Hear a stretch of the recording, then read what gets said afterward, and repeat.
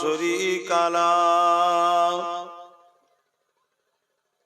ونشهد أن سيدنا وحبيبنا ومولانا محمدا عبده ورسوله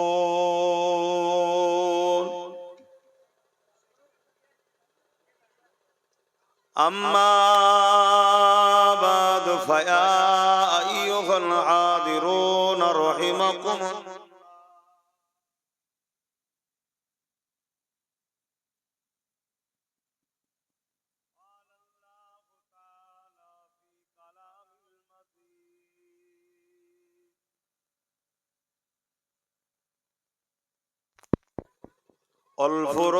الفرقان الحميد إن الله وملائكته يصلون على النبي يا أيها الذين آمنوا صلوا عليه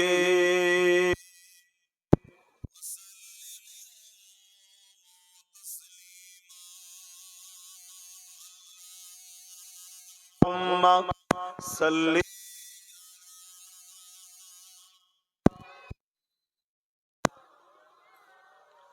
জোরে জোরে পড়তে হবে তো, নাই গুনাহ হবে। নবীর উপর দরুদ পড়ছে, ভক্তি না থাকলে হয়? মনে রাখবেন, নামাজ আল্লাহর হুকুম, রোজা আল্লাহর হুকুম, হজ আল্লাহর হুকুম, যাকাত আল্লাহর হুকুম, কিন্তু আল্লাহ এগুলো করে না। নামাজও পড়েননি, রোজাও রাখেন না, হজও করেন না, যাকাতও দেন না। হুকুম আমাদের ঘরে করেছে, কিন্তু দরুদের বেলায় আল্লাহ প্রথম নিজে দরুদ পাঠিয়েছে, তারপরে আবার আমাদেরকে হুকুম করেছে তোমরাও দরুদ পড়ো। জোরে বলুন সুবহানাল্লাহ। দরুদে গাফলতি করলে হয়, কবিরা গুনাহ হবে। অবহেলা করবেন না। আমাদের জিন্দেগি বড় ভুলে ভরা। আজ আমাদের কারণেতে বিশ্ব জুড়ে নতুন করে আবার ইসলাম ও ইসলামের অনুসারীদেরকে মিটাবে বলে একটা অশুভ শক্তি মাথাচাড়া দিয়েছে। কখনো মাদ্রাসাকে ভেঙে দিচ্ছে, কখনো মসজিদকে ভেঙে দিচ্ছে, কখনো বলছে মৌলী সাহেবরা নাকি জঙ্গি, মাদ্রাসায় নাকি আতঙ্কবাদী তৈরি হয়। এখন আমাদের দোষ, তারা তো করবে, তাদের কাজই তো এটা, কিন্তু আমরা তাদেরকে সুযোগ দিয়েছি, তাই তারা আজকে সাহস পাচ্ছে। কি সুযোগ দিয়েছি দেখছেন না? ধর্ম থেকে আমরা অনেক দূরে সরে গেছি, এজন্য তারা আজকে মাথা ছাড়া দিয়েছে। আসেন প্রাণ খুলে দরুদ পড়েন। আল্লাহুম্মা সাল্লি আলা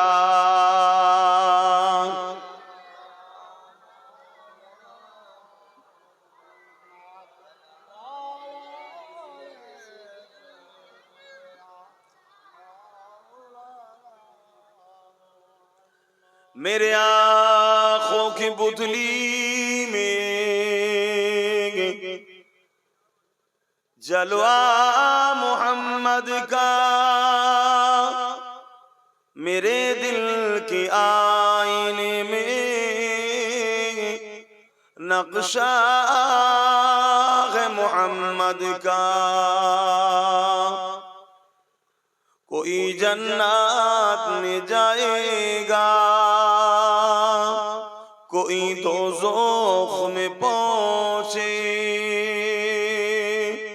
मदीने की तरफ दौड़े दीवाना मोहम्मद का। अल्लाहुम्मा सल्ली अला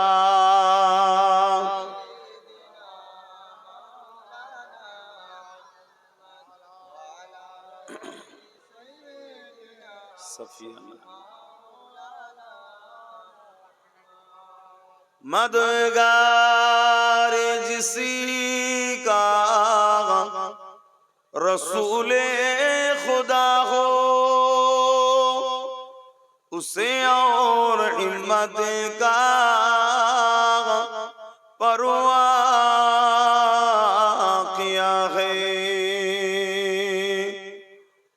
मददगार जिसी का रसूले खुदा हो, उसे और हिम्मत का परवाह किया है। मदद को चले आएंगे कमली वाला, डूबते डूबते ही संभल जाएगा। अल्लाहुम्मा सल्ली अला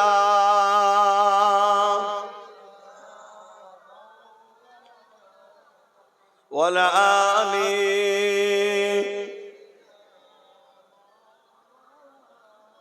कलमे ला इलाहा इल्लल्लाह, ला इलाहा इल्लल्लाह, ला इलाहा इल्लल्लाह मुहम्मदुर रसूलुल्लाह। अल्लाहुम्मा सल्ली अला मौलाना मुहम्मद वला आली।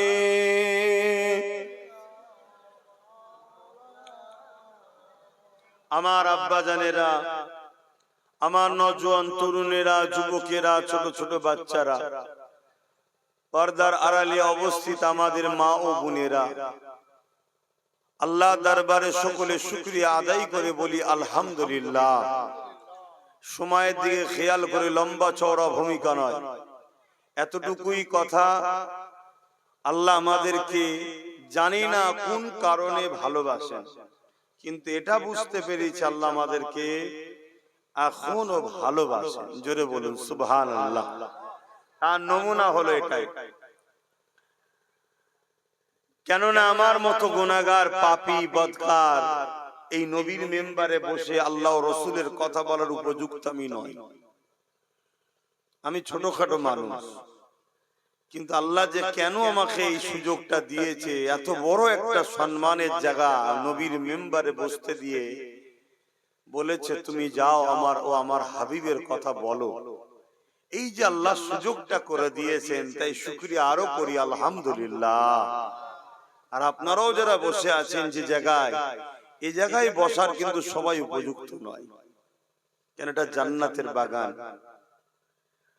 আমাদের এত অন্যায়, এত ভুল ভ্রান্তি পরেও যে আল্লাহ আমাদেরকে এখনো জান্নাতের বাগানে ঢুকতে দিচ্ছেন, জানি না কোন কাজটা তিনার পছন্দ, কিন্তু এতটুকু জানি তিনি ভালোবাসেন। তাই বলেছে বান্দা তোমরা যাও, গিয়ে বসো, আমি আল্লাহ তোমাদের বসার দরুন ছোট ছোট গুনাহ মাফ করে দেবো। জোরে বলুন সুবহানাল্লাহ। আর যতজনই মাহফিলে এসেছেন, আল্লাহ আমাদের ছোট ছোট গুনাহগুলো বসার দরুন মাফ করে দেবেন। জোরে বলুন সুবহানাল্লাহ। কেন? এটা যাতা জায়গা নয়, এটা যাতা জায়গা নয়। আল্লাহ নবী বললেন তিনটে জায়গাতে বসলে আল্লাহ বড় খুশি হয়। প্রথম নম্বর হলো বাইতুল্লাহ, আল্লাহর ঘর। দ্বিতীয় নম্বর হলো মা বাপের মুখের দিকে তাকিয়ে বসলে। তিন নম্বর হলো কালা হালাকাস, যেখানে আল্লাহর কথা হয়, ওই জায়গায় গেলে বসলে আল্লাহ খুশি হয়ে যায়। জোরে বলুন সুবহানাল্লাহ। এটা এমন একটা জায়গা যেখানে আল্লাহর কথা হয়, রাসূলের কথা হয়, দ্বীনের কথা হয়, এগুলো সবই আল্লাহর কথা। তো সেই জায়গায় আল্লাহ আমাদেরকে বসতে দিয়েছে, আমরা খুশি না বেজার? কত মানুষ আছে গানে যায়, যাত্রায় যায়, ফাংশনে যায়, থিয়েটারে যায়, জুয়ায় যায়, মদে যায়, কপালে কোরআনের মাহফিলে বসা নসিব হয় না। আল্লাহ আমাদের মধ্যে থেকে বেছে বেছে বেছে বেছে আমাদেরকে বসতে দিয়েছে। তে আমরা যদি খুশি হয়ে থাকি, তাহলে খুশি হলে তো শুকরিয়া আদায় করতে হয়। তার একবার আল্লাহর নিয়ামত পেয়ে বলি আলহামদুলিল্লাহ। আজ আপনাদের এলাকায় মাদ্রাসা ইসলামিয়া সুবর্ণপুর, খারাটি ও এতিমখানা, এই জলসা দীর্ঘ বছর ধরে হয়ে আসছেন। এখানে আমার ভাই পীর আল্লামা শাহ সুফি কালিমুল্লাহ সিদ্দিকী হুজুর পীর কেবলার মেজো সাহেবজাদা পীরজাদা হযরত মুফতি মাওলানা মুহাম্মদ সাইফুল্লাহ সিদ্দিকী ভাইজান তিনিও আছেন আলহামদুলিল্লাহ। এলাকার আরো উলামা হযরত আলাউদ্দিন সাহেব, বাকিবুল্লাহ সাহেব আরো অনেক আলোচনা করেছে। আমি অধম এসেছি সংক্ষেপ সময়, বর্তমান পরিস্থিতিকে সামনে রেখে গুটি কত কথা আপনাদের কাছে বলবো। এই পৃথিবীতে দুটো দল ছিল, আছে, কিয়ামত পর্যন্ত থাকবে। একটা দল হলো রহমানের পক্ষে, একটা দল হলো শয়তানের পক্ষে। রহমানের দলের মধ্যে আবার অনেক কটা গ্রুপ আছে, কেউ এ ক্যাটাগরি, কে বি ক্যাটাগরি, কে সি ক্যাটাগরি, কে ডি ক্যাটাগরি, কিন্তু সবাই রহমানের দিকে। ঠিক ইবলিসের দলেও কোয়ালিটি আছে, এর মধ্যে অনেক গ্রুপ আছে, কিন্তু রহমানের দলের প্রত্যেকের টার্গেট হলো আল্লাহকে খুশি করা, নবীকে খুশি করা, জান্নাতে যাওয়া। আর ইবলিসের দলের প্রত্যেকের টার্গেট হলো আদম সন্তানকে ইসলাম থেকে দূরে সরিয়ে জাহান্নামে নিয়ে যাওয়া। এই হচ্ছে মূল কাজ, সার অংশ এই জায়গাতে, সবকিছুর মূল এই জায়গায়। তাই ইতিহাসের পাতা বলছে যুগে যুগে ইসলামের উপরে কিন্তু বাধা এসেছে। নতুন করে একটা পরিকল্পনা আমাদের কাছে আনা হচ্ছে, সেটা হলো এটা ইসলাম নাকি ১৫০০ বছরের। ইসলাম নাকি কত বছরে? ১৫০০ বছরের। আমার কওমের হাজারো নয় লাখো ছেলের মধ্যে ঢুকে গেছে ইসলাম ১৫০০ বছরের। এটা বড় বড় মেইনস্ট্রিম চ্যানেলের মধ্যে প্রচার করা হচ্ছে। যারা ইসলামকে দেখলে যাদের পেটে ব্যথা ওঠে, তারা আবার ইসলামের প্রচারও করে দিচ্ছে। ১৫০০ বছর কিন্তু প্রচার করছে। তাহলে ইসলাম কবে গারে? কেউ বলছে আমরা ১.৫ লক্ষ, কেউ ২ লক্ষ, কেউ ৪ লক্ষ। ভাই কার কি আমার দেখার দরকার নেই, কারো পক্ষও নয়, কারো বিরুদ্ধেও নয়। আমি আমারটা নিয়ে আলহামদুলিল্লাহ, বলুন আলহামদুলিল্লাহ। ইন্নাদ দীনা ইনদাল্লাহিল ইসলাম। আল্লাহ আমাদেরকে ইসলাম মিলিয়েছে, যে ধর্ম আল্লাহ বলছে আমার মনোনীত ধর্ম। জোরে বলুন সুবহানাল্লাহ। কিন্তু আমাকে তো সত্যটা জানতে হবে, ইসলাম কবে কারে? পৃথিবীতে যখন কোন মানুষই ছিল না, এই পৃথিবী নামক গ্রহটা আল্লাহ তৈরি করেছেন, এখানে কোনো মানুষ ছিল না।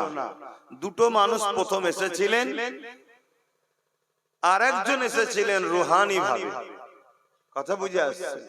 কিন্তু জাহিরি সূরাতে দুজন এসেছিলেন, একজন হলো বাপ আদম, আর একজন হলো মা হাওয়া। তিনারা ছিলেন ইসলামের অনুসারী। জোরে বলুন সুবহানাল্লাহ। ইসলামের প্রথম কথা হলো লা ইলাহা ইল্লাল্লাহ, নেই কোন ইলাহা এক আল্লাহ ছাড়া। বাপ আদম মা হাওয়া এক আল্লাহর দাসত্ব করেছে, তার মানে ইসলাম ধর্ম মানতেন। জোরে বলুন সুবহানাল্লাহ। কিন্তু খুশির বিষয়, বুঝার বিষয় হলো এটাই, বাপ আদম কিন্তু সর্বপ্রথম এসেছিলেন হিন্দুস্তানে, মা হাওয়া এসেছিলেন জাজিরাতুল আরবে, অর্থাৎ ভারতবর্ষে। ইসলাম পৃথিবীতে যখন কোনো মানুষ ছিল না, বাপ আদমের দ্বারা ভারতে ইসলাম এসেছে। জোরে বলুন সুবহানাল্লাহ। এতে আমরা গর্বিত নাকি? কথা বলুন। আমার ভারত সারে জাহাं से अच्छा, हिंदुस्तान हमारा। सारे जहां से अच्छा बोलिए, हिंदुस्तान हमारा। क्यों सारे जहां से अच्छा हिंदुस्तान हमारा? ये तो जानना पड़ेगा, क्योंकि डायरेक्ट जन्नत से पहले जो बसर आए हैं हिंदुस्तान में तशरीफ लेके आए हैं। बोलिए सुभान अल्लाह। और एक खुशी की बात है, আরো একটা খুশির কথা হলো এটাই, বাপ আদমের পেশিনাতে নূরে মুহাম্মদও হিন্দুস্তানে এসেছিলেন। জোরে বলুন সুবহানাল্লাহ, আরো জোরে বলুন সুবহানাল্লাহ। তাহলে আমরা হিন্দুস্তানবাসী ধন্য না ধন্য নয়? জোরে বলুন। আমরা বড় সৌভাগ্যবান, ধন্য আমরা। আমরা এমন একটা দেশের মানুষ যে দেশে বাপ আদম আলাইহিস সালাম এসেছিলেন, আর আব্বা জানের পেশিনাতে নূরে মুহাম্মদ রাসূল রক্ষিত ছিল। দয়াল নবী ও বাপ আদমের হুজুরের পেশিনা মোবারকে অবস্থাতে হিন্দুস্তানে এসেছেন। জোরে বলুন সুবহানাল্লাহ। তাহলে হিন্দুস্তান আমাদের বাপের, ঠিক তো নাকি? এক কথা বলুন। কিন্তু ছেলেগুলো ইদিগুদি হয়ে যাওয়ার জন্য আজকে নিজের ঘরে থাকা বিপদ হয়ে গেছে। আসুন ইসলামকে চিনুন। তাহলে যুগে যুগেই কিন্তু ইসলামের বিরুদ্ধে ষড়যন্ত্র হয়েছে, শুধু আমার নবীর বেলায় নয়, যুগে যুগে নবী আলাইহিস সালামদের উপরে হয়েছে, ইব্রাহিম নবীর বেলায় হয়েছে, মুসা নবীর বেলায় হয়েছে। হযরতে মুসা আলাইহিস সালামের সময় তো জালিম ইসলামের দুই শ্রেণীর লোক সবচেয়ে বড় দুশমন ছিল। এক শ্রেণী হলো জালিম শাসক, দ্বিতীয় হচ্ছে ধর্মের নামে যারা ভণ্ডমি করে, তারা হলো ইসলামের মূল সারিতে দুশমন। কেন? এরা জানে ইসলামের আলোতে আমাদের 2 নম্বরিটা বারবার ধরা পড়ে যায়, তাই ইসলাম নামক আলোকে এরা বন্ধ করতে চায়। বুঝতে পারছি তো নাকি? আপনারা শুনছেন তো নাকি? এজন্য এই বাতি এরা বন্ধ করে দিতে চায়। কিন্তু যে বাতি আল্লাহ জ্বালায়, পৃথিবীর কোন শক্তি আছে বন্ধ করতে পারে? জোরে বলুন।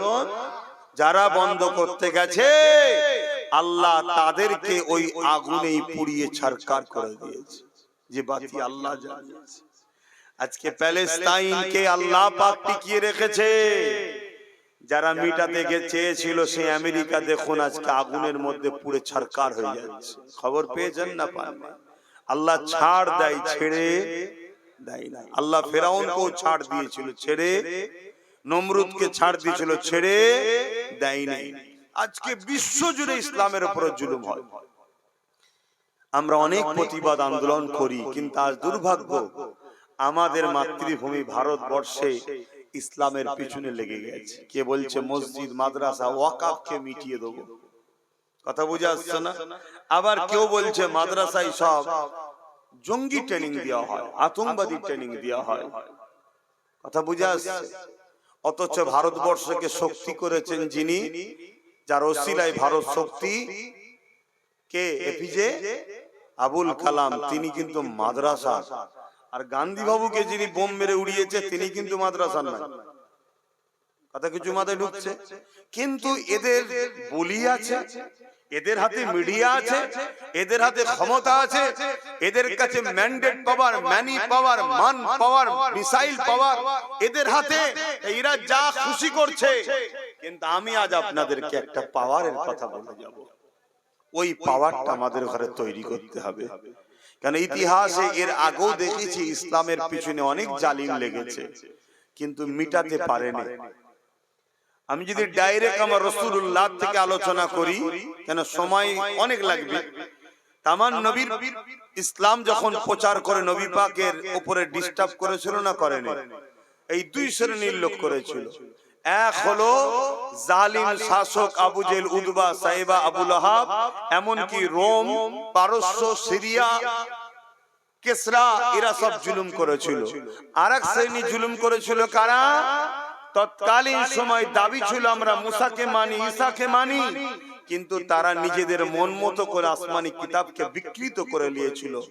তারা কিন্তু আমার নবীর বিরোধী করেছিল। কেন? আমার নবী আসাতে তাদের ধর্মের যে গুরুত্ব, তারা যে ধর্মগুরু সেজে বসেছিল, সব ব্যান্ড হয়ে গেছে। মুহাম্মদ রাসূলকে তাবেদারি করতেই হবে। জোরে বলুন সুবহানাল্লাহ। তারা বিরোধী করেছিল, আমার নবীর উপরে জুলুম করেছে। আমাদের উপরে তো জুলুম হবে, দোনো জাহানের সুলতানের উপর জুলুম হয়েছে। ইতিহাস বলে আমার নবী পাকের উপরে কিভাবে জুলুম করেছে। আল্লাহ নবী যখন আমার আল্লাহকে সিজদা করতেন, ওই সময় মক্কা জালিম আবু জেহেল, উতবা, সাইবা, আবু লাহাব এরা তাদের লোকদের দিয়ে আমার নবী পাকের পিঠে পচা দুম্বা বা উটের ভুঁড়ি চাপিয়ে দিত। আল্লাহ নবী মাথা তুলতে পারতেন না। খাতুনে জান্নাত তাকিয়ে সেই পচা দুম্বার ভুঁড়িগুলো নাবিয়ে দিতেন। আল্লাহ নবী তারপরে মাথা তুলতেন।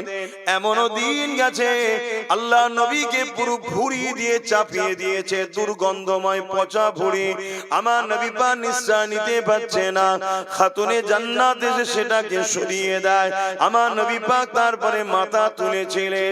এ যুবকেরা, তরুণেরা, বাপেরা, ওই সময় খাতুনে জান্নাত বদদুয়া করতে লাগলেন, এ আল্লাহ বারবার আমার আব্বাকে যেন কষ্ট দেয়, আপনি তাদেরকে ধ্বংস করে দেন। আল্লাহ নবী খাতুনে জান্নাতের মুখে হাত দিয়ে বলেছিলেন, মা তুমি আমার শরীরের টুকরা, তুমি যদি বদদুয়া করো তাহলে এই উম্মাহ ধ্বংস হয়ে যাবে। খেয়াল করে দেখুন আমার নবী পাকের আদর্শ আখলাক কত সুন্দর, দুশমনকেও তিনি কখনো ক্ষতি চাননি। কিন্তু আমার নবীর উপরে জুলুম চারিদিক দিয়ে হয়েছে।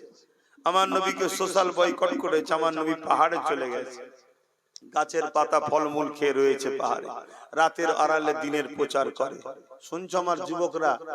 কিন্তু আমরা সহজে মুসলমান হয়েছি, তাই আমাদের না মসজিদের উপরে গুরুত্ব আছে না মাদ্রাসার উপরে গুরুত্ব আছে। আর আমাদের গুরুত্ব নেই বলেই তো আজকে অন্যজনরা এসে ডিস্টার্ব করছে। কেন? তাদের কাছে খবর আছে যারা ধর্ম থেকে অনেক দূরে সরে গেছে। কিন্তু আমার নবী পাকের উপরে এইভাবে বারবার জুলুম হতে হতে হতে আল্লাহ পাক আমার নবী পাককে ইজাজত দিয়ে দিলেন। নবী পাক হিজরত করে ইয়াসরিবে চলে গেলেন। আমি যে বিষয়টা বোঝাচ্ছি, আজ পৃথিবী জুড়ে আবার নতুন করে অত্যাচার জালিমরা মাথা চারা দিয়েছে। না ইনসানিয়াত গরিব অসহায়দের ঘরে এক কথা ইসলামকে মিটাবার জন্য উঠে পড়ে লেগেছে। এই জায়গাতে তুমি আমি কামিয়াবি হব কিভাবে, এই বিষয়ে দুটি কথা বলতে চাইছি। আল্লাহ নবী মক্কা জমিন থেকে ইয়াসরিব মদিনায় চলে গেলেন। ওখানে যাওয়ার পরে আল্লাহ নবী মদিনা জমিনে রয়েছে, পৃথিবী থেকে মানুষ মদিনা জমিনে যাচ্ছে। আমার নবী পাকের কাঁধে হাত দিয়ে ঈমানের নূরের কলেমা পড়ে আমার নবীর ইসলামে ঢুকতে লেগেছে।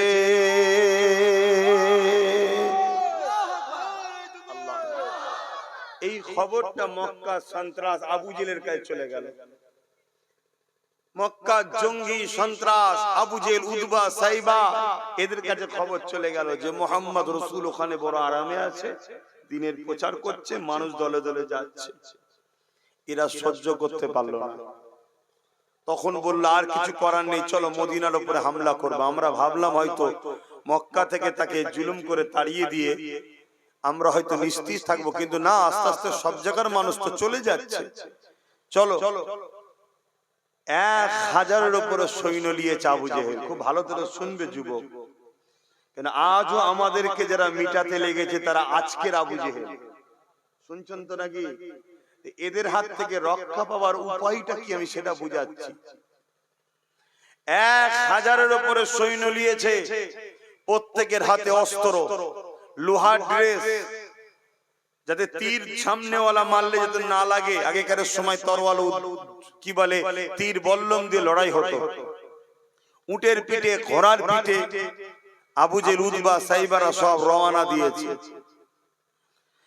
আল্লাহ নবীর কাছে যখন খবর এসে গেল, আল্লাহ নবী সাহাবা হুজুরকে জানিয়ে দিলেন, এ বাবা সাহাবারা, মক্কা সন্ত্রাস আবু জেল, উতবা, সাইবা এইভাবে মদিনার উপরে হামলা করার জন্য এগিয়ে এসেছে। বাবা, এ বাবারা চলো বাবা, তাদেরকে মদিনায় প্রবেশের আগে, মদিনার আগে তাদেরকে রুখে দেব, তাদের সঙ্গে আমরা সুলহ করব, আলোচনা করব। যদি মদিনায় ঢুকে পড়ে তারা হামলা করে দিলে মানুষের বড় ক্ষতি হয়ে যাবে। বাবারা, তাই চলো বাবা। আমার নবী পাকের পাশে মাত্র 313 জন দাঁড়ালো। আর ওদের সংখ্যা কত? 1000-এর উপরে। এই নওজোয়ান তরুণেরা, আবু জেহেল 1000-এর উপরে সুসজ্জিত যোদ্ধাকে নিয়ে মদিনা শরীফের দিকে রওনা দিয়েছে। আল্লাহ নবী দিকে 1000 মোকাবেলায় তাদেরকে বুঝাবার জন্য নবী যখন বললেন চলো বাবা মদিনায় প্রবেশ করতে দেয়া যাবে না, কেন তারা বড় নিষ্ঠুর, তারা বড় জালিম, ছোট ছোট বাচ্চা মহিলা কার উপরে জুলুম ছাড়বে না, তাই মদিনায় আসার আগে তাদেরকে যেখানে রুখতে হবে, তাদের সঙ্গে সুলে করব, আলোচনা করব, যদি না তারা বোঝে জান বাঁচাবার জন্য, মদিনার মানুষের মন করে রক্ষা করার জন্য, বাবারা দিনের জন্য আমরা ডিফেন্সে দাঁড়াবো বাবা। এ বাবা সাহাবারা চলো বাবা। আমার নবী পাকের কথায় মাত্র 313 জন সাথ দিল। নবী পাকের সাথে 313 জন চলতে লাগলো। তাদের হাতে অস্ত্র নেই, তরোয়াল নেই, এমন করে খালি পায়ে তারা হাঁটতে লাগলো। অপর দিকে উটের পিঠে, ঘোড়ার পিঠে, হাতির পিঠে সওয়ার হয়ে বিশাল যুদ্ধ বাহিনী 1000-এর উপরে সৈন্য নিয়ে আবু জেহেল আসতে লেগেছে।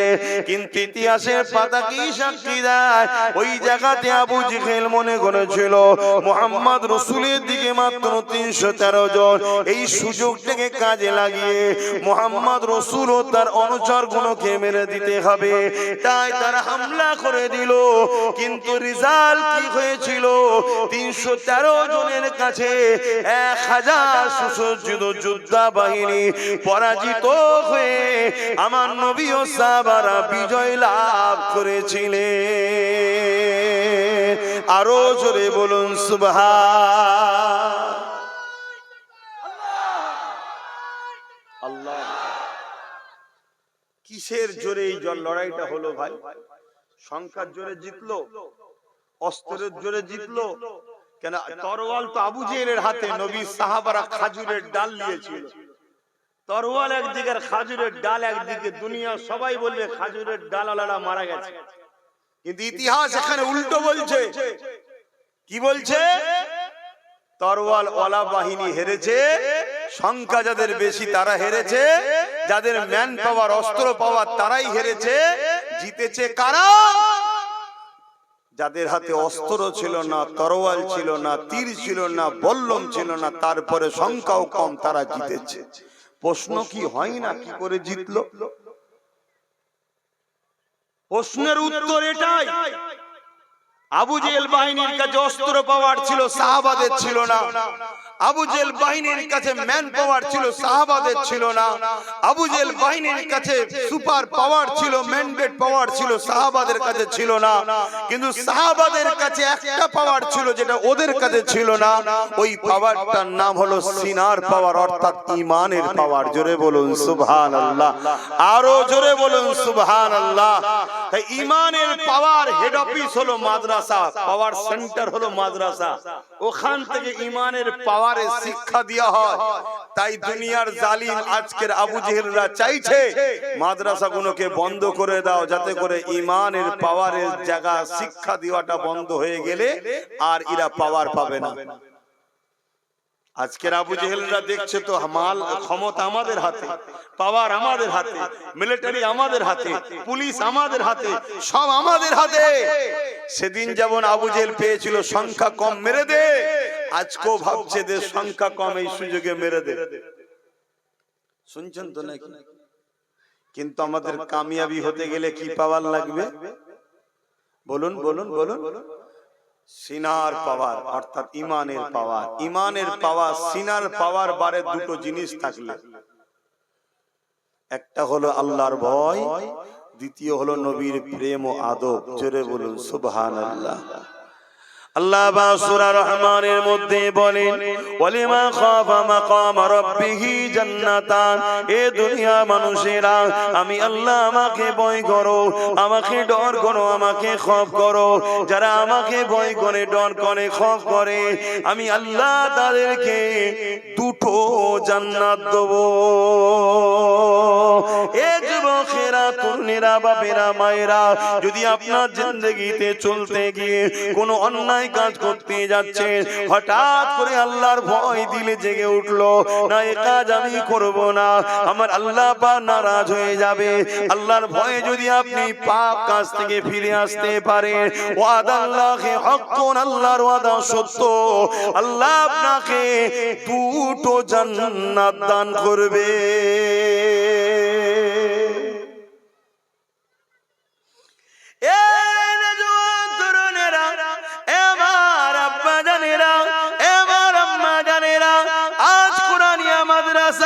ইসলামিয়া মাদ্রাসা আজকে আপনারা জলসায় এসেছেন, এই মাদ্রাসায় কি শিক্ষা দেওয়া হয়? এই মাদ্রাসাতে সিনা শিক্ষা দেওয়া হয়, সিনা শিক্ষা দেওয়া হয়। স্কুল কলেজ ভার্সিটিতে পেটে শিক্ষা দেওয়া হয়, কি করে দুনিয়ায় তুমি কারবার করবে, ব্যবসা করবে, খাবে কি করে, বেঁচে থাকবে কি করে, পেট কি করে চলবে, ওই শিক্ষা স্কুল কলেজে দেওয়া হয়। কিন্তু মাদ্রাসাতে কি শিক্ষা দেওয়া হয়?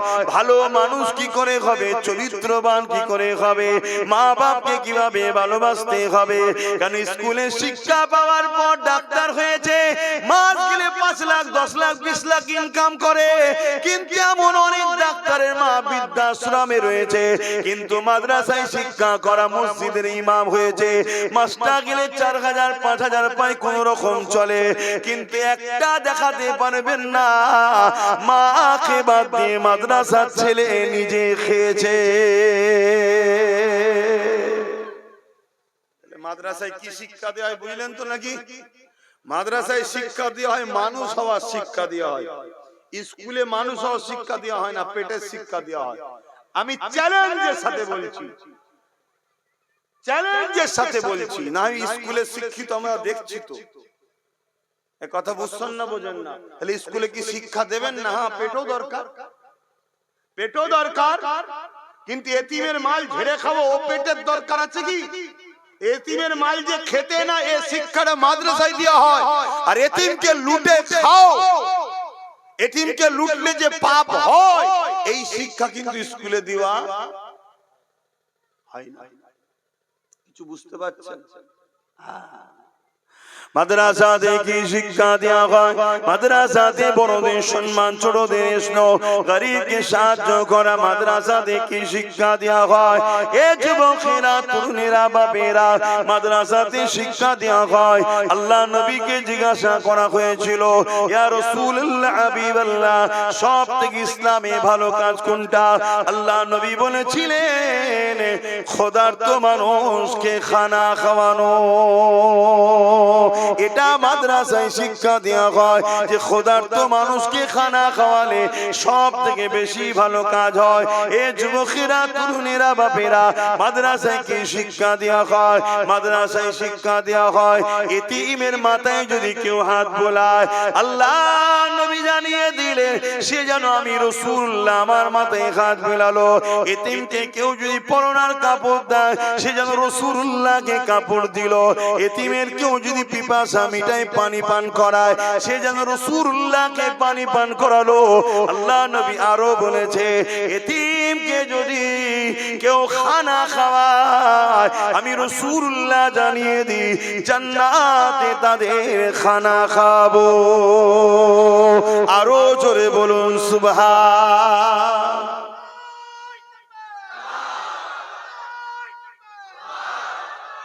এইটা শিক্ষা দেয় কোথা বলুন? মাদ্রাসায়। এতিমের গুরুত্ব কিন্তু স্কুলে শিক্ষা দেওয়া হয় না। আমি স্কুলের বিরুদ্ধে নয়, আমি কলেজে পড়েছি, কিন্তু দুটোই দরকার আছে, ঠিক না বেঠি? ভালো মানুষ যদি না হও, এতিমের সম্পদ ঝেড়ে খাচ্ছে, দেখো বড় বড় অফিসাররা বসে বসে খাচ্ছে না, খায়নি কেন?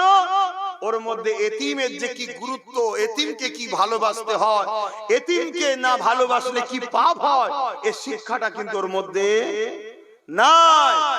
এজন্য মাদ্রাসার ছেলেরা এতিমদের মাল কেউ ঝেড়ে খেলে তার বিরুদ্ধে কথা বলে, আর যারা এতিমের মাল ঝেড়ে খেতে চায় তারা চাই মাদ্রাসা বন্ধ। মাদ্রাসা থাকলেই আমাদের হারাম যেই খাবো, অমনি মাদ্রাসার মোল্লারা আমাদের বিরুদ্ধে কথা বলা শুরু করবে। শুনছেন তো নাকি? না থাকবে বাস, না থাকবে বাঁশুরি, না থাকবে মাদ্রাসা, না থাকবে তিনদের পক্ষে লোক, আমরা যত খুশি খাবো, বলার কেউ থাকবে না। এটাই তো জালিমদের লক্ষ্য।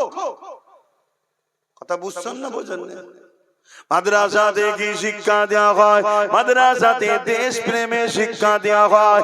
তাই তো আমার দেশে 200 বছর ব্রিটিশ শাসন করেছে, কোনো মায়ের লাল ছিল না ব্রিটিশদেরকে তাড়াবে।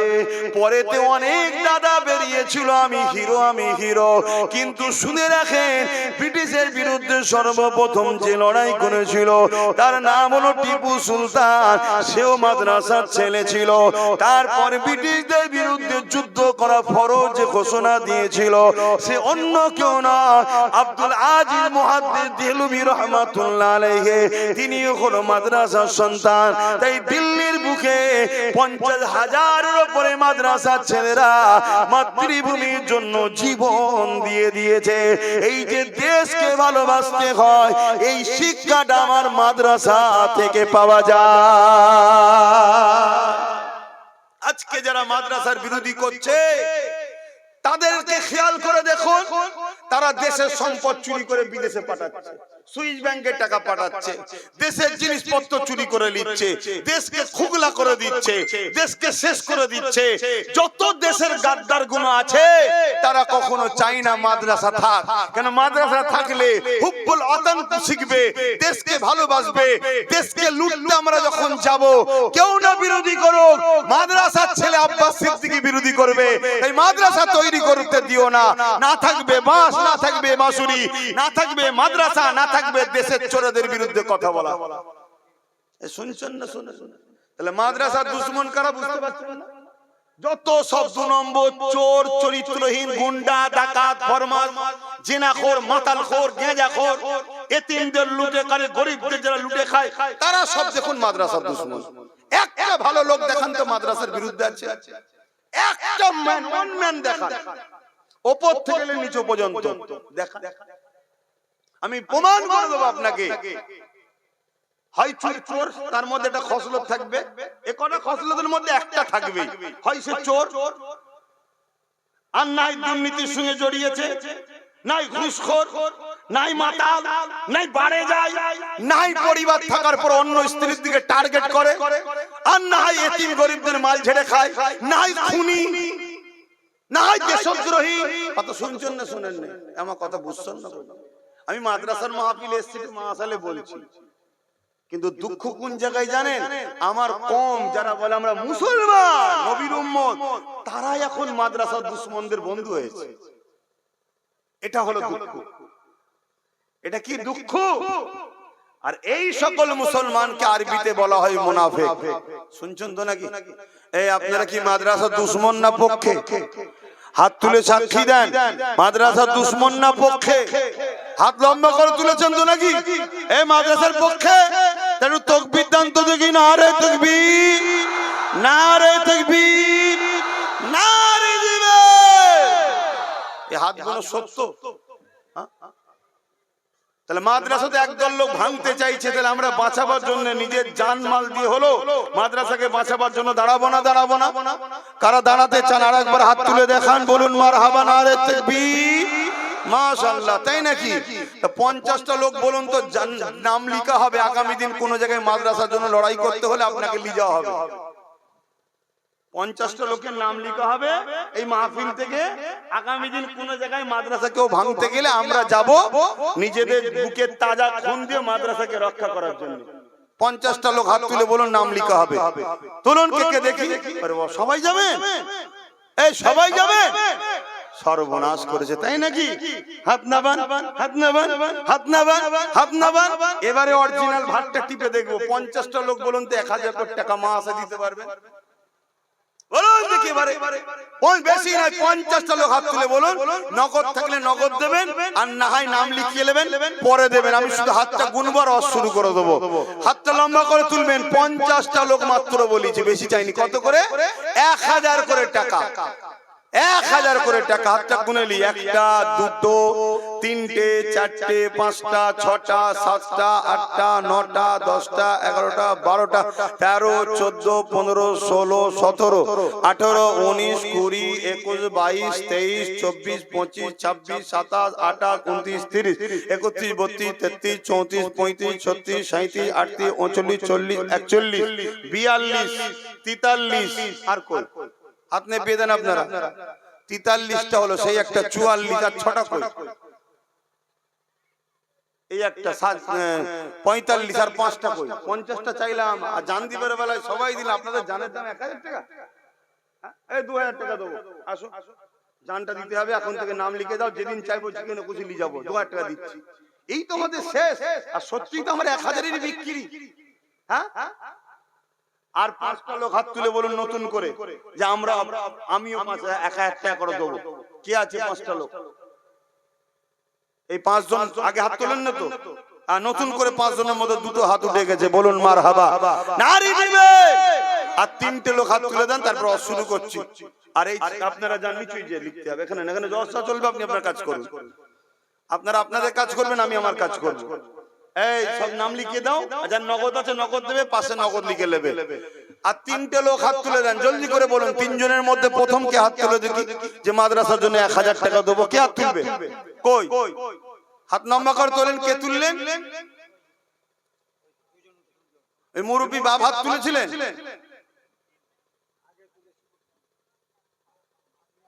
আগে আগে তুলেছিল, এই একটা পিছনে একটা, আগে তুলেন না তো আপনারা? এই প্রথম তুলছেন তো, তাহলে 2টো হলো। আর একটা শেষ আল্লাহর বান্দা কে আছে 1000 টাকা দেবে, বলুন কে আছে? কই একটা, 2টো। আল্লাহ কবুল করে, বল আল্লাহ। হ্যাঁ, শুধু হাত তুলবে, জান দেবে। আর নগদ দাও না, নগদ টাটকাই প্রমাণ হোক, তখন বলবে মোহাব্বত কমে যায়। ঠিকই কথা। হ্যাঁ, হযরত আবু বকর সিদ্দিক আমার নবী পাককে ভালোবেসেছিলেন, কেমন মোহাব্বত করেছিলেন শুনে রেখে দেন। হযরত আবু বকর সিদ্দিক আমার নবী পাকের দরবারে এলেন, আর সাহাবা হুজুররা বসে রয়েছে। এ বাপের এইদিকে, আপনারা এইদিকে শুনুন, ওরা ওদের কাজ করুক না। এটাও দরকার আছে তো নাকি? এই মাদ্রাসা বাঁচাবার জন্য দরকার আছে। আমাদের তো সরকার নেই দিগার মতো বিশাল মন্দির করে দেবে যে আমাদের একটু মাদ্রাসা করে দেবে একটা, সব 22 সেকেন্ড যে পড়বে, এ আছে নাকি কেউ? আমাদের তো কেউ নেই। যাদের সরকার তাদের জন্য করে দিচ্ছে। এ না জওয়ান তরুণীরা, বাপেরা, আমার নবী পাকের প্রেমিকেরা, মন দিয়ে শুনে রেখে দান, জেনে রেখে দান। আল্লাহ নবী দরবারেতে হযরত আবু বকর সিদ্দিক পৌঁছালেন। সাহাবা হুজুরগণ বসে রয়েছে। আল্লাহ নবী সাহাবা হুজুরদের সঙ্গে কথা বলছে। এক একটা সাহাবা হুজুর আমার নবী পাককে এক একটা বিষয় শোনাতে লেগেছে। কোন সাহাবা হুজুর উঠে দাঁড়িয়ে গিয়ে বলে, ইয়া রাসূলুল্লাহ, হাবিবাল্লাহ, আমাকে নামাজ পড়তে বড় ভালো লাগে। ইয়া রাসূলুল্লাহ, হাবিবাল্লাহ, আমার মনে হয় আমি সর্বসময় রুকু সিজদার মধ্যে থাকব, কিয়ামের মধ্যে থাকব, কিরাত তিলাওয়াতের মধ্যে থাকব। ইয়া রাসূলুল্লাহ, হাবিবাল্লাহ, আমাকে নামাজ বড় ভালো লাগে।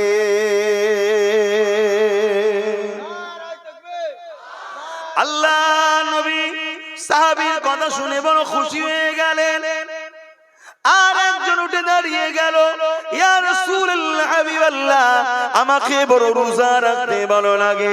বছরে 5টা দিন আপনি রোজা রাখতে নিষেধ করেছেন, ওই 5টা দিন ছাড়া আমাকে বড় রোজা রাখতে ভালো লাগে। আল্লাহ নবী জানিয়ে দিলে, বাবা এটা বড় খুশির কথা বাবা। নবী আমার আনন্দ হতে লাগলেন। আর এক সাহাবী বলতে লাগলেন, ইয়া রাসূলুল্লাহ, হাবিবাল্লাহ, আমাকে হজ করতে বড় ভালো লাগে। সর্বসময় মনে হয় আল্লাহর কাবাকে আমি তওয়াফ করব। লাব্বাইক আল্লাহুম্মা লাব্বাইক, লাব্বাইক লা শারীকা লাক লাব্বাইক, ইন্নাল হামদা ওয়ান নি'মাতা লাক ওয়াল মুলক লা শারীকা লাক। আল্লাহর কাবাকে তওয়াফ করতে যাব, আল্লাহর কাবাকে তওয়াফ করতে থাকব। ইয়া রাসূলুল্লাহ, হাবিবাল্লাহ, আমি সাহাবী, আমাকে এটা বড় ভালো লাগে। আর এক সাহাবী উঠে বললেন, ইয়া রাসূলুল্লাহ, হাবিবাল্লাহ, আমাকে বড় রোজা রাখতে ভালো লাগে, কেউ বলে নামাজ পড়তে ভালো লাগে, কেউ বলে হজ করতে ভালো লাগে। এদিকে হযরত আবু বকর সিদ্দিক উঠে দাঁড়িয়ে গেলেন, ইয়া রাসূলুল্লাহ হে হাবিবাল্লাহ, ইজাজত যদি দেন আমি আবু বকর আমাকে কিছু ভালো লাগে, হুজুর আমি কিছু বলবো। আল্লাহ নবী বলেছিলেন, হে আবু বকর বলেন আপনি কি বলবেন? হযরত আবু বকর সিদ্দিক বলেছিলেন, ইয়া রাসূলুল্লাহ হাবিবাল্লাহ, আমাকে সর্বপ্রথম যেটা ভালো লাগে আপনার কদমের গোড়ায় এসে আপনার নূরের মুখের দিকে তাকিয়ে তাকিয়ে বসে থাকবো। আরো জোরে বলুন সুবহান।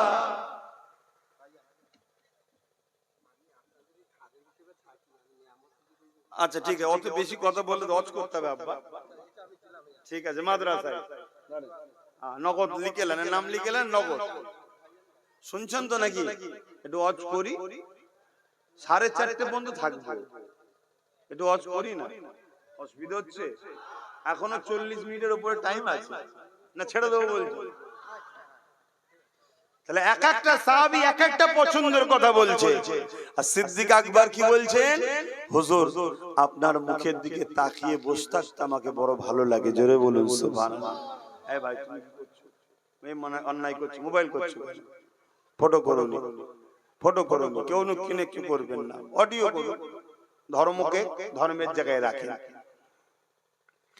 আল্লাহ নবী বললেন দ্বিতীয় নম্বর, ইয়া রাসূলুল্লাহ হাবিবাল্লাহ, আমি কষ্ট করে ইনকাম করব, আর আপনি আমার ইনকামকে নিজের সম্পদ মনে করে যেমন খুশি করে যেখানে যেটা আপনার প্রয়োজন দিনের জন্য, আপনার জন্য, আল্লাহর জন্য হুজুর আপনি খরচ করবেন, এটা আমি আবু বকর আমাকে বড় ভালো লাগে। শুধু মুখে ভালো লাগলে বললে হবে না, ভালোবাসি, কাজে দেখাতে হবে। নাম লেখা হচ্ছে তো, ভেতরে ঢুকেছে। যারা যারা হাত তুলেছিলেন ডেকে ডেকে লিখাবে, এটা আপনার কাজ, এটা আপনার কাজ। ভালো কাজে দেরি কেন? চিনি খেতে গালে ব্যথা কেন? মিষ্টি লাগবে তো খেতে নাকি? অতএব আপনার ডিউটি, আপনি নেকির জন্য হাত তুলেছেন, নবীকে ভালোবেসে নবীর ঘরে দেবেন, আপনি ডেকে ডেকে হাত নাম লিখাবেন।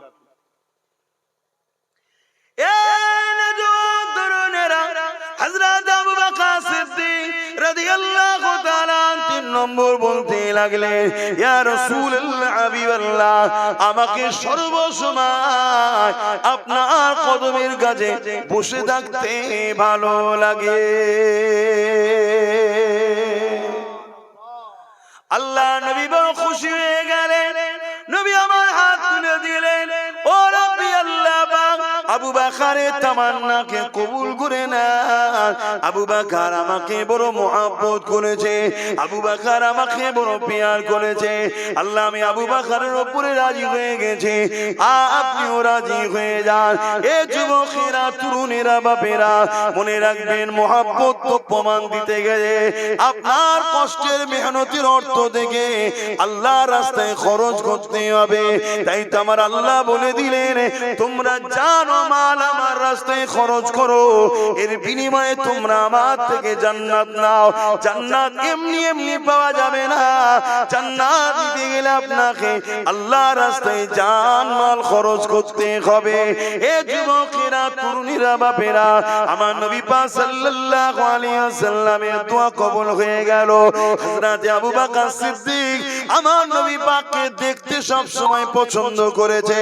তাই হীরা গুহার মধ্যে আমার নবী পাক সাল্লাল্লাহু আলাইহি ওয়াসাল্লাম যখন সফরে গিয়েছিলেন, যেমন করে মদিনা ইয়াসরিবে রওনা দিতে লাগলেন, ওই গুহার মধ্যে সিদ্দিক আকবরের কোলে আমার নবী মাথা রেখে একটু আরাম করছিল। আবু বকর সিদ্দিক একেবারে সামনে থেকে আমার দয়া নবীকে দেখতেছে। ব্যাপারটা হচ্ছে, ভালোবাসার কথা যারা ভালোবাসে তারা ছাড়া বুঝতেও পারবে না এ প্রেমের কথা। কথা মাথায় ঢুকছে? অন্য কেউ বুঝতেও পারবে না। দ্বিতীয় কি বলেছিলেন? হুজুর আমি কষ্ট করে ইনকাম করব, এটাকে আপনি না চেয়ে নিজের মনে করে খরচ করবেন। এই কেউ আছেন এরকম যারা বলার যে মৌলানা সাহেব আমি যা ইনকাম করছি এটাকে 50-50 করব, 50 আমি নেব, 50 আমি রেখে দেবো, যখন মন যাবে আপনি নিয়ে খরচ করবেন মাদ্রাসার জন্য। মাসুদ নবীর ঘর কেউ আছে? হ্যাঁ,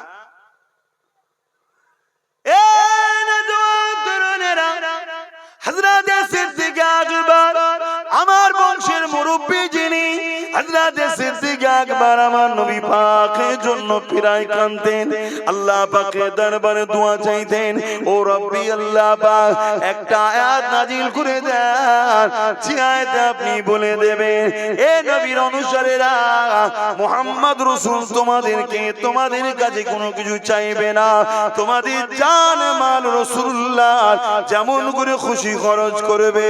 এই দোয়া পিরাই চাইতে থাকতেন। একদিন সিদ্দিক আকবরের ঘরে আমার রাসূলুল্লাহ প্রবেশ করলেন। সিদ্দিক আকবর দাঁড়িয়ে গিয়ে আমার রাসূলুল্লাহকে সালাম দিলেন। আমার রাসূলুল্লাহ জবাব দিয়ে সুজা ঘরের মধ্যে ঢুকে গিয়ে যেখানে সিদ্দিক আকবরের তিজারি রয়েছে, ধন দৌলত থাকতো, ওই জায়গাতে সুজা চলে গেলেন। রাসূলুল্লাহ কাউকে কিছু না বলে, সিদ্দিক আকবরকেও না বলে ওই তিজারি খুলে আল্লাহ নবী যতটা প্রয়োজন ছিল নিয়ে চলে যেতে লেগেছে। শুধু যাবার সময় আবু বকর সিদ্দিকের দিকে মুচকে একবার হাসলেন। কত নিলাম, কি জন্য নিলাম, কোথায় লাগবে, কিছু নবী বলল না। আবু বকর সিদ্দিক বড় খুশি হয়ে বললেন আলহামদুলিল্লাহ।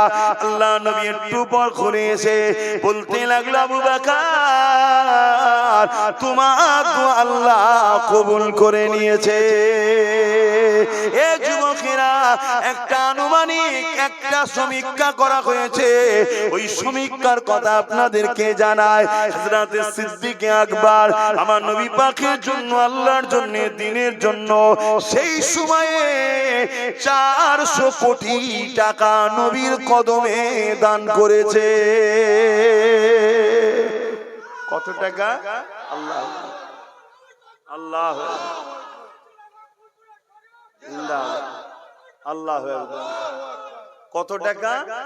সেই সময়ের কথা বলছি, 400 কোটি নবীর কদমে দিয়েছে। আজ 1000-এই আমাদের কষ্ট। কি কষ্ট হয় না? হয় না? কথা বলুন। অথচ মোবাইল রিচার্জে কষ্ট হয়। কথা বলছে না তো? তখন কষ্ট হয় না। তাহলে মহব্বত কি এখান থেকে না এখান থেকে?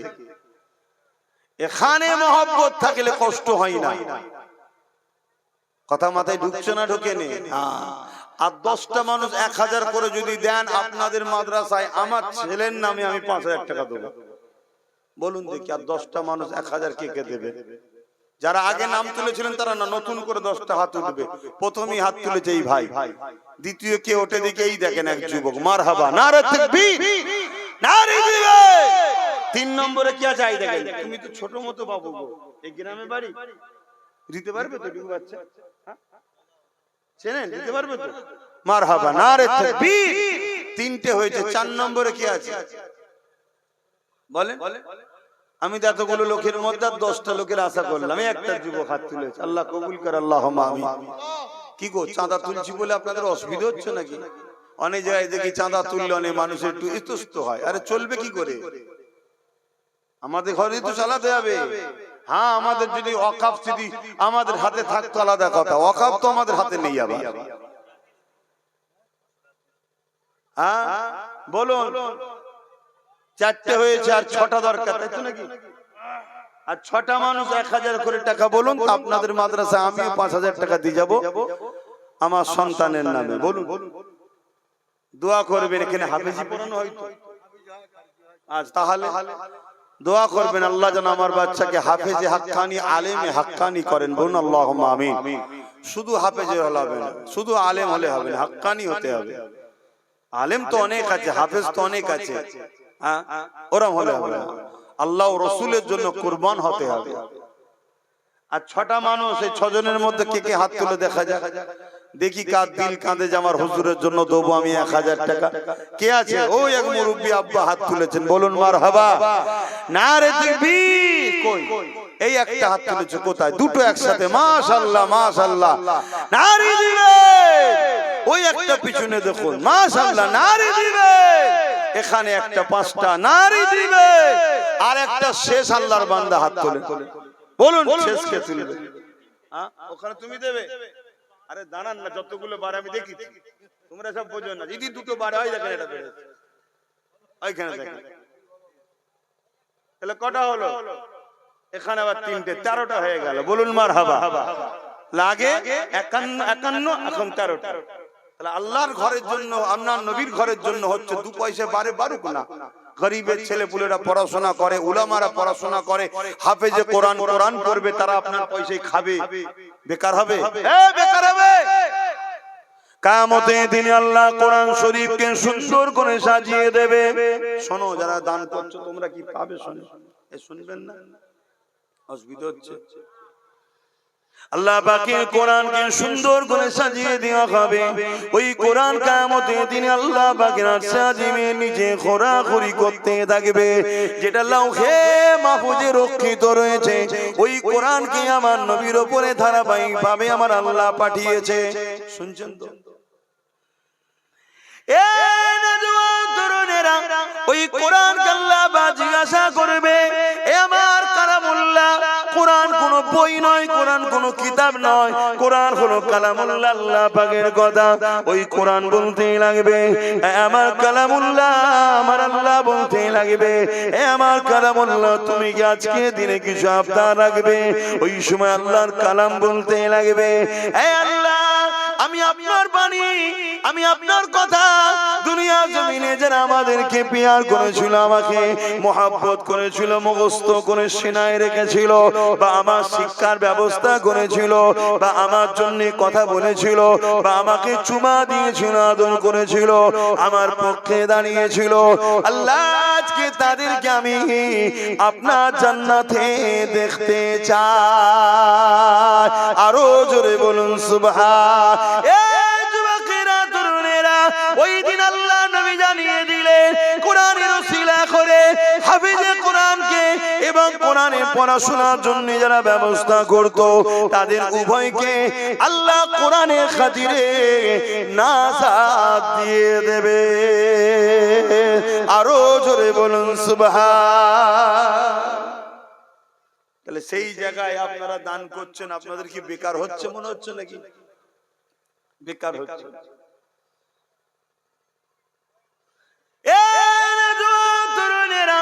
আল্লাহ নবী জানিয়ে দিলেন, 3 শ্রেণীর মানুষ বেহিসাব জান্নাতে যাবে। তার মধ্যে এক শ্রেণী হলো উলামায়ে হাক্কানি, যাদেরকে রাসূল বলেছেন উলামা ওয়ারাসাতুল আম্বিয়া, নবীর ওয়ারিস, তারা বেহিসাব জান্নাতে যাবে। দ্বিতীয় নম্বর হলো কারা? যারা আল্লাহর রাহে নিজের জান মাল কুরবান করে শহীদ হয়ে গেছে, তারা বেহিসাব জান্নাতে যাবে। তৃতীয় নম্বর কারা?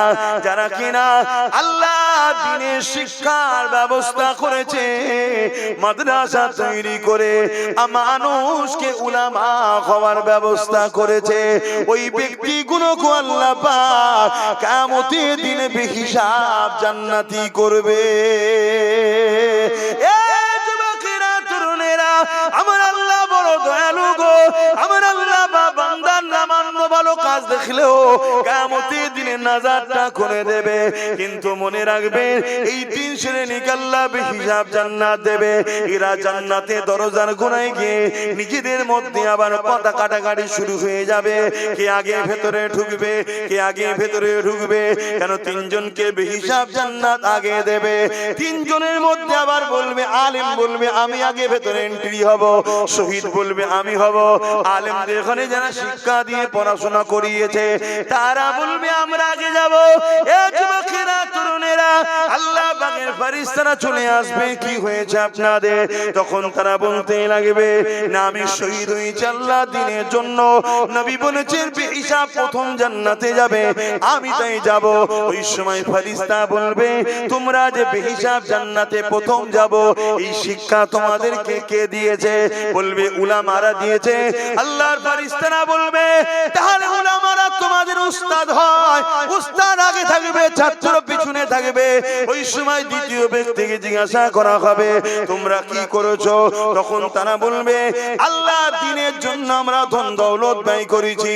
উলামারা বলেছে আমরা আল্লাহর জান্নাতে বেহিসাব যাব। আবার ফেরেশতারা বলবে, তাহলে উলামারা হলো তোমাদের উস্তাদ, উস্তাদ আগে থাকবে, ছাত্র প্রথমে পিছনে থাকবে। ওই কিয়ামতের দিনে আলেমরা আগে জান্নাতে যাবে। এ যুবকেরা, তরুণেরা, কিন্তু আলেমদের সঙ্গে মিশতে পারলে, ওই আলেমদের কাতারে থাকতে পারলে, আলেমদেরকে পিয়ার করতে পারলে, কিয়ামতের দিনে তাদের সঙ্গে নাজাত হয়ে যাবে। নবী আমার জানিয়ে দিয়েছে, কেউ যদি আলেমের সঙ্গে এক খানচায় খেয়েও থাকে, কেউ যদি আলেমের সঙ্গে এক দস্তখানে খেয়েও থাকে, কিয়ামতের দিনে এই রকম ব্যক্তিও ওই আলেমের কাতারে আল্লাহ জান্নাতি হয়ে যাবে। এ যুবকেরা, গল্প করছি না, বুখারী হাদিস বলছি, আল মারউ মা মান হাব্বা, দুনিয়ায় যে যাকে ভালোবাসবে পরকালে তার সঙ্গে জান্নাতে যাবে। একজন আলেমে হাক্কানি ওসিলা করে ৭০,০০০ এমন ব্যক্তিকে আল্লাহ জান্নাতি দেবে, যারা কিনা জাহান্নামী ঘোষণা হয়ে যাবে। আর একজন হাফেজে হাক্কানি ওসিলা করে ৭০ জন এমন ব্যক্তিকে আল্লাহ জান্নাতি করবে, যারা কিনা জাহান্নামী ঘোষণা হয়ে যাবে।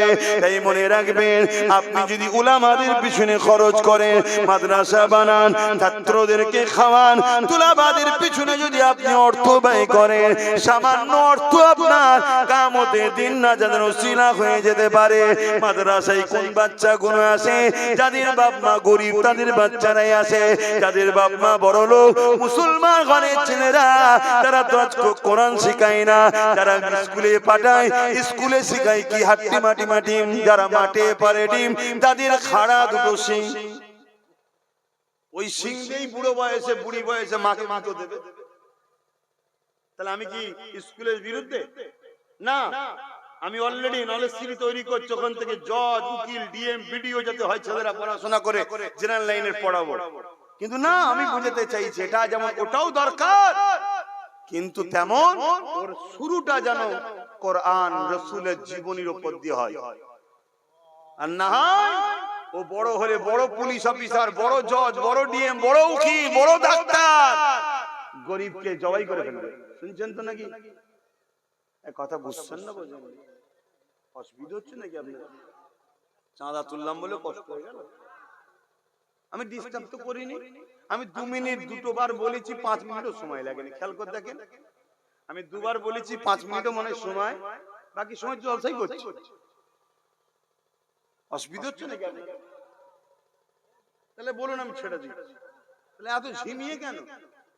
খাওয়া হয় না দুপুরে? আমার কিন্তু হয়নি, আলহামদুলিল্লাহ, আল্লাহ জি হালে রেখেছে, শুকরিয়া। আজকে যদি খেতাম, এখানে যে পৌঁছাতাম মনে হয় 4:30 5টায় পৌঁছাতাম। কি করবো, আমার ওই লোক এসে গেছে, তার সাথে বকতে বকতে দেরি হয়ে গেল, সব রেডি করা জিনিস রয়ে গেল, চলে এলাম। কেন? কেসমতে নাই। কেসমত বড় জিনিস বাপ, গালে ভাত রয়ে যাবে, ভেতরে ঢুকাতে হবে না, তার আগে আল্লাহ ডেকে চলে যেতে হবে, কেসমত। কিন্তু আমার তো অসুবিধা হয় না, আমি তো এখনো হজ করতে চাইছি। কিন্তু আপনারা যা ঝিমিয়ে গেছেন, আমাকে তো মনে হচ্ছে দুপুরে মনে হয় শীতের ঘুম ধরেছে নাকি?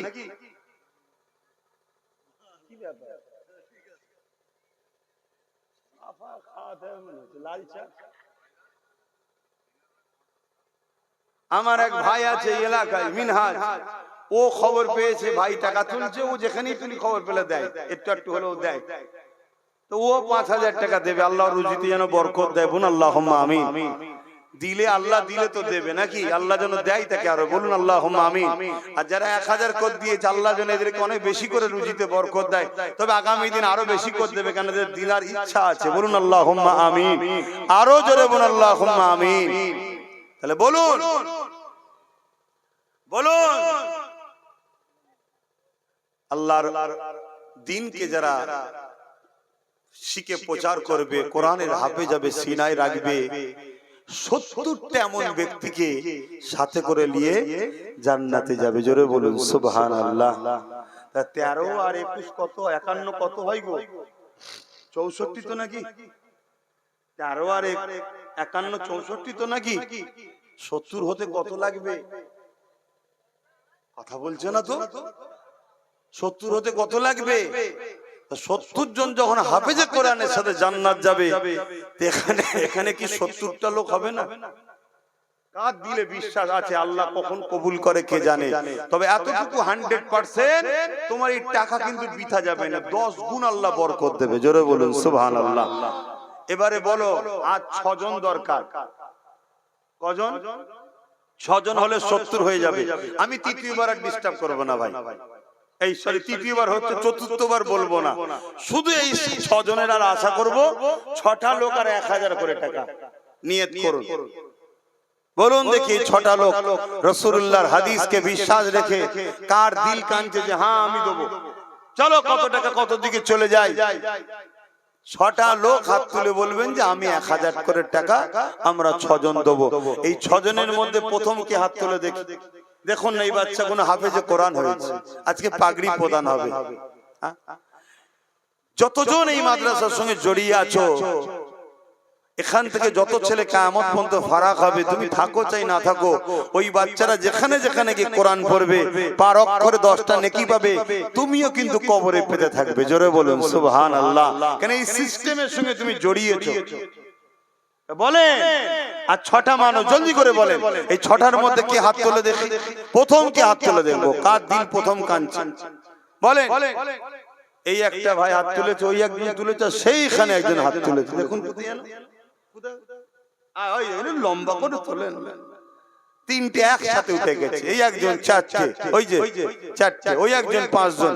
একটা শেষ আল্লাহর বান্দা নারী দিবে, নারী দিবে, আল্লাহ দানকে কবুল করে। বোন আল্লাহুম্মা আমিন। 70টা হয়ে গেছে। আর না, এবারে পাগড়ি প্রদান হবে, একটু দোয়া হবে, তার আগে আরেকটু কাজ আছে, একটু করে নি, একটু সালামটা দিয়ে নি। ইয়া নবী সালাম।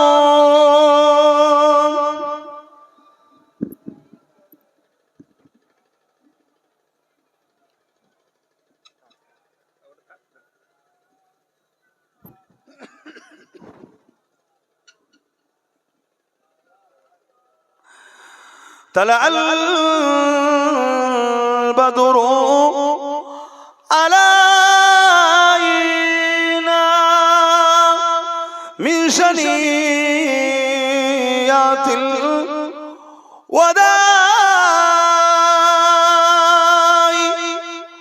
وجب الشكر علينا ما دعا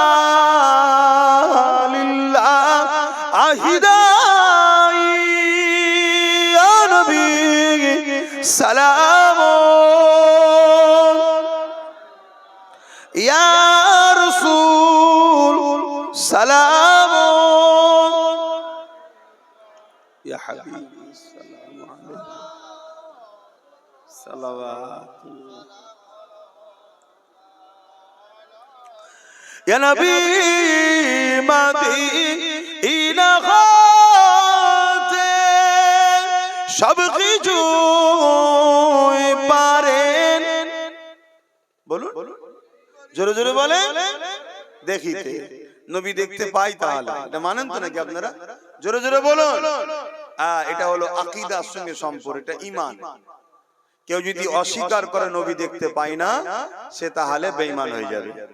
কিন্তু আল্লাহ দেখতে পাই, নবী দেখতে পাই, দুই দেখাবার কিন্তু এক নয়। কিরকম? নবী দেখেন, নবীকে দেখার ক্ষমতা আল্লাহ দিয়েছেন, আর আল্লাহ দেখেন, আল্লাহকে কেউ ক্ষমতা দেননি, তিনি খোদ মালিক। তাহলে পার্থক্য হলো না? হলো না। যেখানে পার্থক্য হয় সেখানে শিরক হয় না। তো নবীকে এই পাওয়ারটা আল্লাহ দিয়েছে কেন? নবীকে আল্লাহ সবার থেকে বেশি ভালোবাসে, তাই নবীকে আল্লাহ মানুষের অন্তরের খবরও জানার ক্ষমতা দিয়েছে। জোরে বলুন সুবহানাল্লাহ। কথা বুঝে আসছে তো? যাক, তাহলে আমার নবী দেখছেন, তেনাকে দেখার ক্ষমতা আল্লাহ দিয়েছেন। যদি হুজুর আজকে ইরাদা করেন যে আজকে সুবর্ণপুর ইসলামিয়া হাফেজিয়া মাদ্রাসা এতিমখানার বাৎসরিক জলসায় আমার কোন উম্মত আমার ঘরের সঙ্গে জোড়ে ইরাদা যদি করেন, অবশ্যই হুজুর দেখতে পাবেন। জোরে বলুন সুবহানাল্লাহ। আহারে, মরে সবাইকে যেতে হবে, সব রয়ে যাবে, সব রয়ে যাবে, গাড়ি বাড়ি টাকা পয়সা জমি জায়গা ছেলে পুলে স্ত্রী পরিবার সব রয়ে যাবে।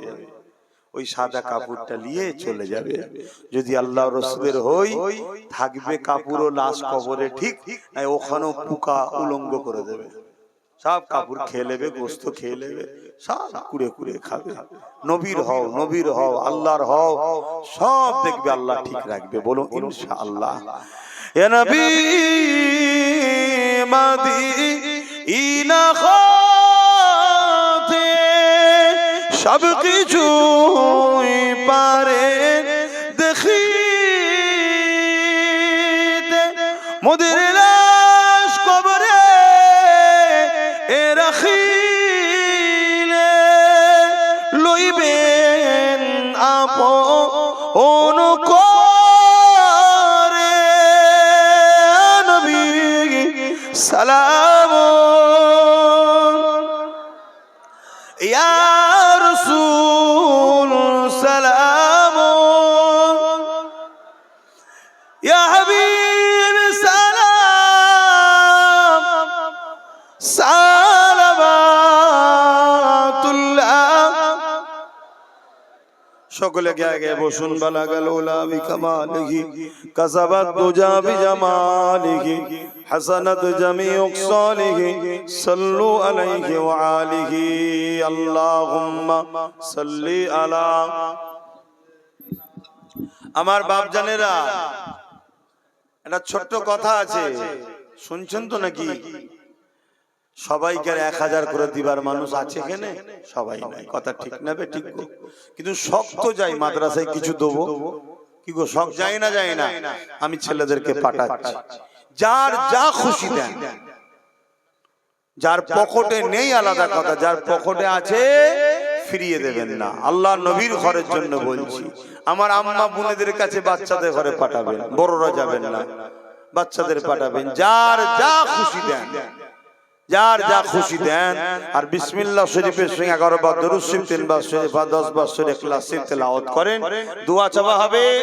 এরই বিছখানে আমি তো বলেছিলাম বড় ভাইকে দিয়ে পাগড়িটা পরিয়ে দেবে,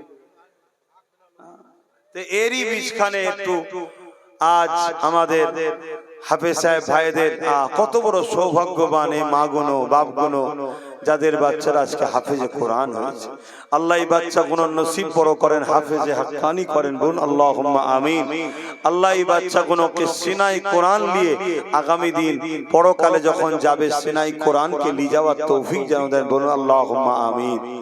আসেন, একটু পাগড়ি প্রদানের কাজটাও হয়ে যাবে। আপনারা সকলে এই পাগড়ি প্রদানের সঙ্গে জড়িয়ে থাকবেন। এবং ছেলেরা যাচ্ছে, যার যা খুশি হাত লম্বা করে করে দেন, হাত লম্বা করে, কুঞ্জুসি করবেন না, একটু দেন, একটু দেন। আচ্ছা দেন জলদি করে, আসেন। হ্যালো।